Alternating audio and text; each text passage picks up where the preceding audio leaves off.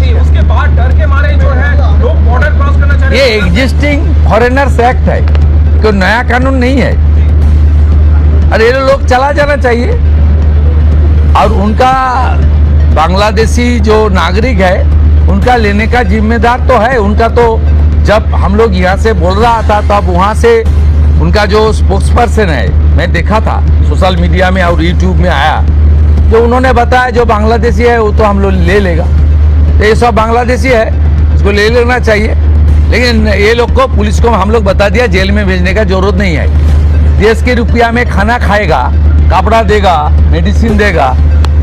लेकिन दामाद है ये लोग। जल्दी जल्दी भागो, जल्दी जल्दी भागो, नहीं तो जो करना है सरकार करेगा। না না, আমি হাকিমপুর সম্পর্কে জানি না, আমি মিডিয়াতে দেখছিলাম। তো এটা নতুন কিছু নয়, প্রেজেন্ট অ্যাক্টই রয়েছে। এবং আমরা বলে দিয়েছি যে বাংলাদেশের অবৈধ অনুপ্রবেশকারী তাদেরকে কোর্টে পাঠানোর কোনো দরকার নেই, আইনে নেই। সরাসরি পুলিশ নেবে এবং বিএসএফ এর হাতে হ্যান্ডওভার করবে। বিএসএফ এর যা ভারত সরকার বাংলাদেশ সরকারের সঙ্গে আছে এগ্রিমেন্ট, তাতে বাংলাদেশি প্রুফ করে হ্যান্ডওভার করে দেবে। আমাদের জেলে 3 মাস 6 মাস 2 বছর রেখে আপনার চাল, আপনার ডাল, আপনার তেল, আপনার মাছ, আপনার ডিম, আপনার কাপড়, আপনার মেডিসিন ওদেরকে দেব কেন?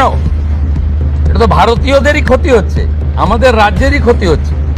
সেই জন্য আইনটা এতদিন ছিল ভোট ব্যাংকের স্বার্থে কেউ বা কারা ব্যবহার করেনি।